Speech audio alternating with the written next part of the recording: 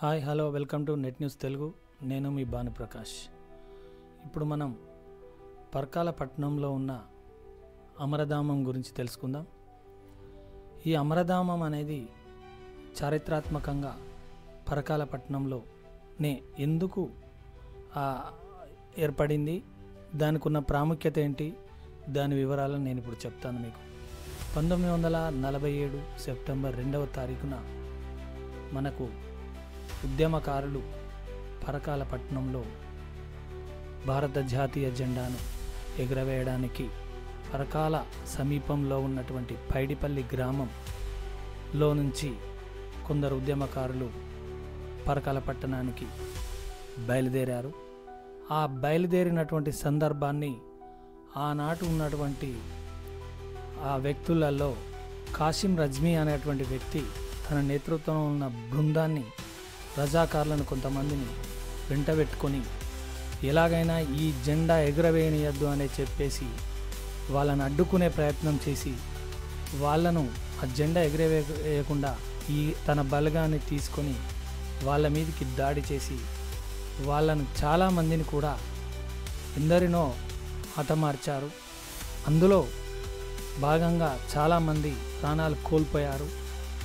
దానికి నిర్వచనంగా అంటే ఎందుకు అంటే భారత దేశంలో ఈ నిజాం కాలంలో ఉన్నటువంటి ఆ ప్రభుత్వంలో భారత దేశంలో ఈ మన హైదరాబాద్ నగరం అనేది కూడా విలీనం కావాలని ఉద్దేశంతో వాళ్ళు భారత జాతీయ జెండా ఎగురవేయడానికి ఈ ఉద్యమకారులు వాళ్ళు ముందుకు రావడం జరిగింది. ఆ పరకాల పట్టణంలో వచ్చి చేద్దామనుకునేటువంటి తరుణంలో ఈ కాశీరామ్ అనేటువంటి వ్యక్తి మరి వాళ్ళని అడ్డుకొని 1947 సెప్టెంబర్ 2న ఈ ఉద్యమకారులు భారతీయ జెండాను ఎగురవేయడాన్ని అడ్డుకోవడానికి కాశీరామ్ ఎలాగైతే పన్నాగం పన్నాడో, నిజాం నవాబ్ గారి ఆదేశాల మేరకు వారిని అడ్డుకోమని నవాబ్ గారు ఆదేశం ఇవ్వగానే వారిని అడ్డుకోవడానికి ప్రయత్నం చేసి వారిని భారత జాతీయ జెండాను ఎగురవేయకుండా ఆపేశారు.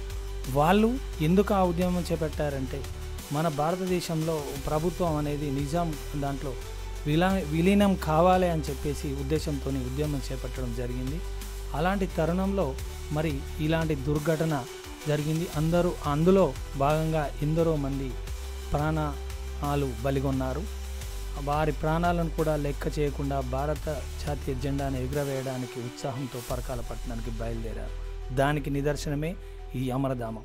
కానీ ఆ రోజును ఎప్పటికీ 1947 సెప్టెంబర్ 2న ఈ ఉద్యమకారులు భారతీయ జెండాను ఎగురవేయడాన్ని అడ్డుకోవడానికి కాశీరామ్ ఎలాగైతే పన్నాగం పన్నాడో, నిజాం నవాబ్ గారి ఆదేశాల మేరకు వారిని అడ్డుకోమని నవాబ్ గారు ఆదేశం ఇవ్వగానే వారిని అడ్డుకోవడానికి ప్రయత్నం చేసి వారిని భారత జాతీయ జెండాను ఎగురవేయకుండా ఆపేశారు.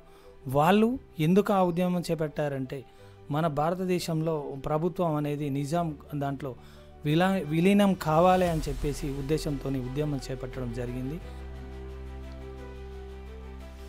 1947 సెప్టెంబర్ 2న జరిగినటువంటి ఈ ఊచకోత ఏదైతే ఉందో ఈ వరంగల్ జిల్లా పరకాల పట్టణంలో జరిగినటువంటి దానికి నిదర్శనంగానే అప్పటి కేంద్ర మంత్రి సిహెచ్ విద్యాసాగర్ రావు గారు తన తల్లి పేరు మీద ఈ అమరధామాన్ని ఏర్పాటు చేయడం జరిగింది.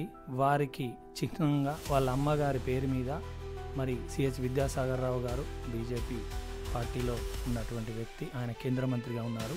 2003 సెప్టెంబర్ 17న ఈ అమరధామాన్ని పరకాల పట్టణంలో నిర్మించడం జరిగింది.